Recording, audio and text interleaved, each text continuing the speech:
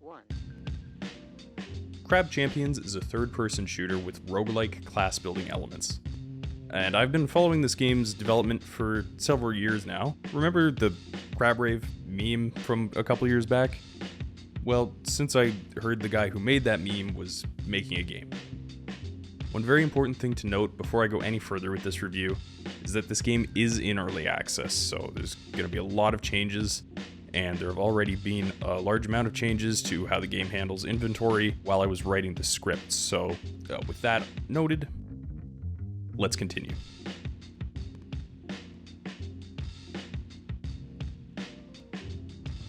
Let's talk about the actual gameplay. The goal of the game itself is simple. Use your dashes, guns, and grenades to fight your way through 30 levels and 3 biomes. After 30 levels, you get the choice to start the loop again, or to take your victory, which you can repeat as many times as you'd like. But before you can go on to become a crustaceous victor, you've got a very important, game-changing decision to make.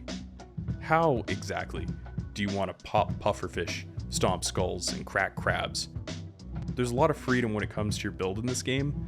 Now these builds can get pretty crazy and honestly break the game's balancing once you get to around level 50 or so, but I'll get back to that later. Before we can even get to perks and upgrades, you need to pick a gun.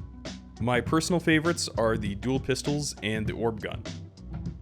Now, speaking of guns, if you enjoy movies like The Matrix or games like Max Payne, then I've got something you may enjoy. For all one-handed weapons in the game, your right click will trigger a bullet time action for a few seconds. And it only works in the air. It's a little bit cliche, but you are guaranteed to feel sick as fuck while you do it. As for perks, what you get is kinda up to RNGesus. Now you want the odds to be in your favor, but your success isn't solely dependent on your RNG luck. If you aren't getting the items you want, you can always just scrap the ones you have into crystals right off the bat. Or you can drop them from your inventory later and just scrap them then. There's also perks that make chests drop more items and have Tony's shop carry more items. Speaking of Tony, look at this fella. So refined, so regal, so statuesque. In all seriousness, it's early access and I'm sure they'll animate and possibly voice Tony in a future update, but for now, you can just use your imagination. While I'm talking about Tony's shop, there's also Tony's garden, which is always filled with health pickups and the occasional chest. In front of Tony's garden, you'll sometimes get a few ruins, and behind it there's usually some purple crystals or health stones.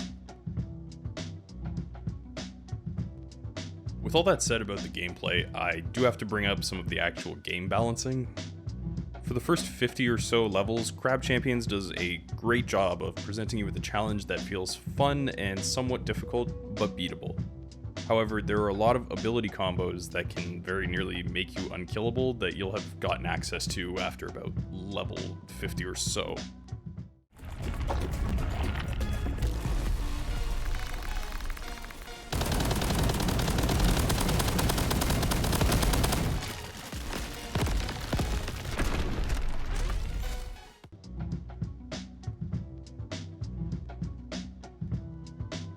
Games like Risk of Rain 2 will get around this problem by occasionally having an elite enemy that can reduce you to 1 health in a single hit, or induce some sort of negative status effect.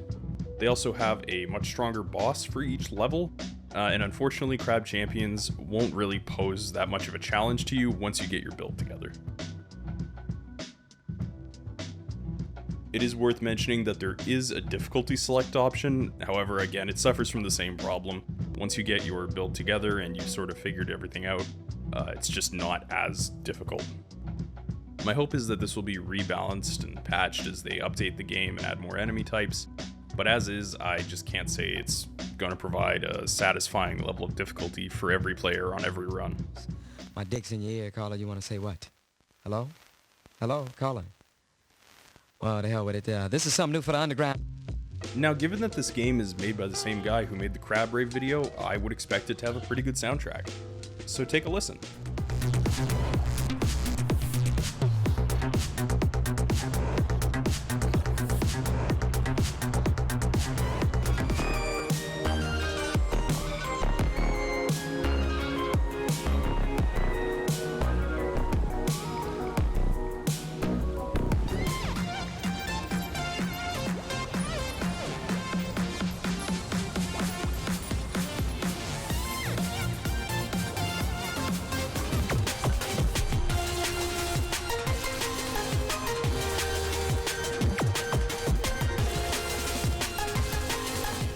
For a game like this, I would have liked to have seen some tracks with much punchier bass, especially for the boss fights, but then again, I'm not really a fan of house or techno music.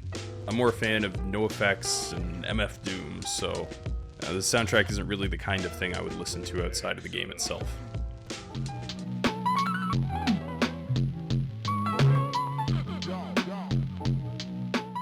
Moving on to the multiplayer features of the game, there's actually not that much to complain about.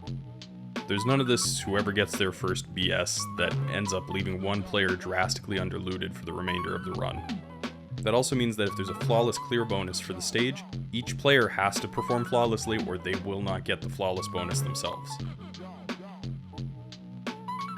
As far as scaling, when me and my friends played, we found things pretty fair. It wasn't like enemies were suddenly twice as hard because there were a couple of us in the lobby. More of them spawn, and they seem to have a little bit more health, but that seems to be about as far as it goes on the default difficulty. The biggest shock to myself was that the networking seemed to perform fine, even when playing with someone on a completely different continent. Now, if you've played any AAA games in recent years, you'll know why this is such a shock to me. Player side is fine, and there doesn't seem to be any desync, but there are a few cosmetic issues. In all honesty, I've had far worse experiences from AAA games with their online experiences in recent years, so kudos to the developers. This is a very pleasant surprise. All in all, I'd say Crab Champions is a pretty good roguelike, with a solid foundation for them to add more content in the future, much like Binding of Isaac or Enter the Gungeon. Both were good games on release that became great with later content and features added post-release. Right now, with the state Crab Champions is in, I would give this game a 6.5 out of 10 and say it's definitely worth your time, especially as a co-op game to play with your friends while you hang out. As the game is now, I'd give it a 6.5 out of 10. I'm definitely going to come back later and take another look at this game in about a year after the developers had some time to add more features and hopefully improve on what he's already created. Well, that's it for me today, and if you want to go ahead and support the channel, you can always give us a like, subscribe, drop a comment down below, or check out our Patreon or my own Twitter down in the links below.